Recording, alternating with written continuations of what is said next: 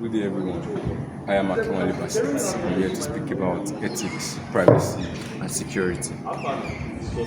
Ethics is about the wrongs and bads of human beings. Ethics is a system of moral principles that human beings use to judge right and wrong and to develop rules of conduct. There are two types of ethical frameworks. One is natural laws and rights and utilitarianism. Natural laws and rights is an ethical system that judges the morality of an action based on how well it adheres to broadly accepted rules, regardless of the action's actual consequences. The utilitarianism is an ethical system that judges whether an act is right or wrong by considering the consequences of the action, weighing it positive against its harmfulness. There is ethics and the law. Laws have less to do with ethics and instead results from the pushes and pulls of lobbying effort and political pressures. Laws don't cover all ethical principles, so just because an action is legal does not mean it is ethical. Depending on the circumstances, lying might be legal but at the same time grossly ethical. Ethical issues and information and communication technology. Information and communication technology add important new elements to ethical decision making. And again, information and communication technology affect decision making, especially because of the way the online world can affect human behavior. And here is information ethics. Under it, there is intellectual property, such as intangible assets such as music, written works, software, arts, designs, movies, etc. And this and other expressions of human mind that may be legally protected by the means of copyright or patents. And there is another one under information ethics, which is digital rights management. These are technologies that software developers, publishers, media companies, and other intellectual property owners use to control access to their digital content. Right. Privacy is fundamental human right as stated by the United Nations, though clear definitions are not really given. However, we can define privacy as the ability, or rather the right, to exclude or hide away certain information about a subject matter or an individual.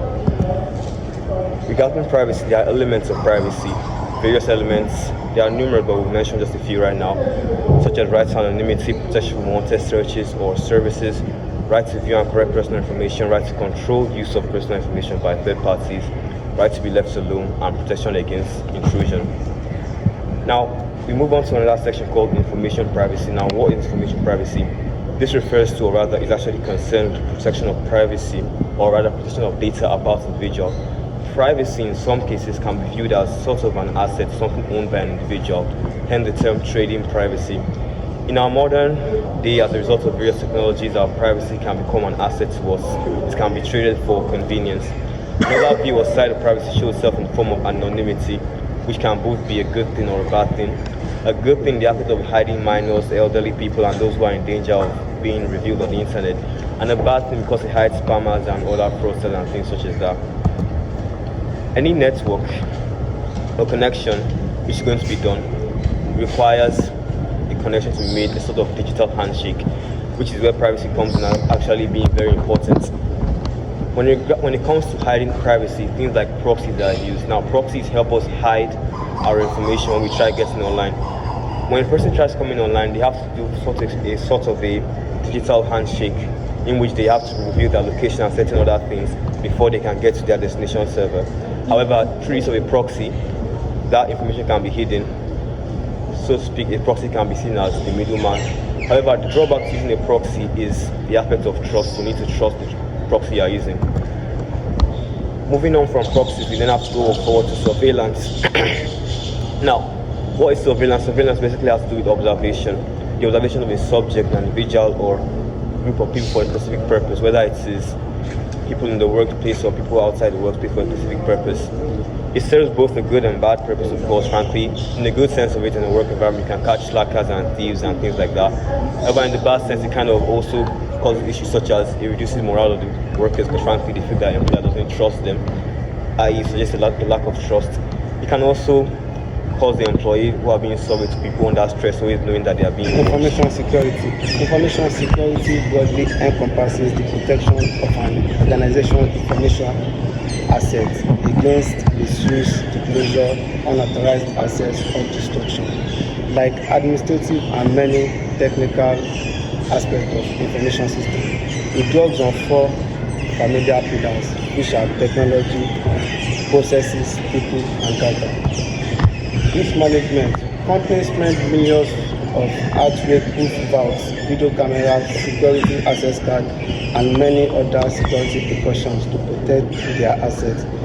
But with countless threats and limited budget, organizations can't eliminate all these.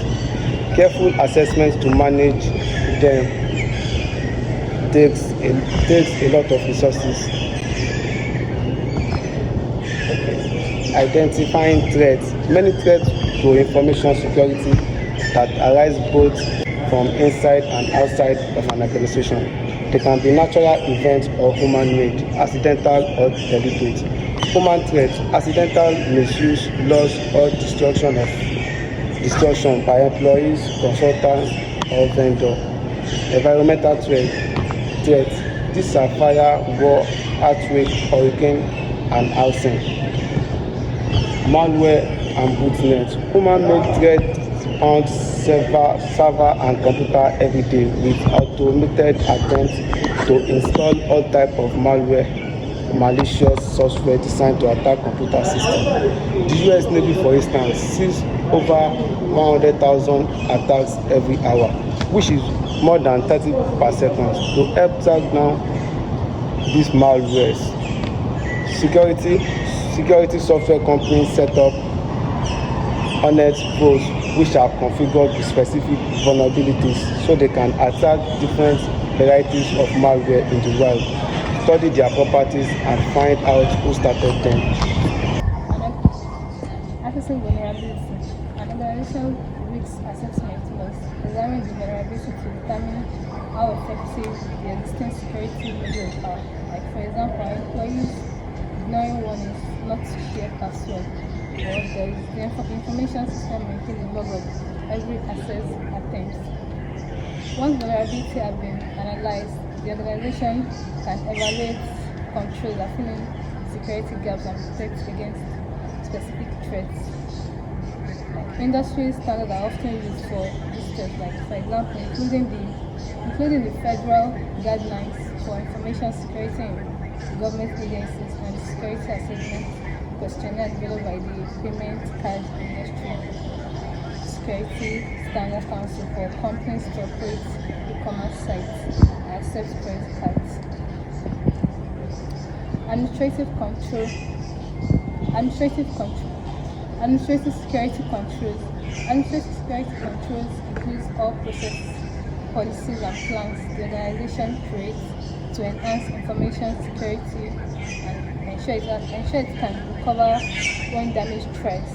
Like, some controls may establish information security policies that restrict the internet sites that employees can visit or that deny internet access altogether. Such policies might add protection to prohibiting employees from downloading data to smartphones or USB drives. Administrative controls to enhance information security extend beyond the organization to its vendors, suppliers, or customers. For example, they can extend to external parties. Technical security controls. The technology available to protect information assets up with three important tasks. 1. Deterring attacks. 2. Preventing attacks. And 3. Detecting that an attack occurred. Like, surveillance cameras, for instance, can detect unauthorized entry. Even the automated message on the system's login screen, issuing their warnings of criminal penalties for misuse, with some from trying to break in on unethical strategies. Technical controls for preventing unauthorized access beyond technologies that can authenticate people and determine what access privilege they should be granted. Most authentication strategies rely on something the user knows, such as ID, password, PIN, or something the user has in his possession, such as an ID badge, credit card, or something the user is, like a biometric characteristic that uniquely identifies the users, such as voice pattern or fingerprint or face. Good day, everyone. My name is Konzo Wait. I'm here to talk about ethics, privacy, and security. What is ethics? Ethics can be defined as the sharing of common or distinct cultural religious languages. Under that cultural religious language, you have learning objective. Learning objective can be defined as the collection of content, ideas, languages, and also known as digital with clearly educational purpose. Under the educational purpose, we have privacy and security. Privacy and security can be defined as the connected right of an individual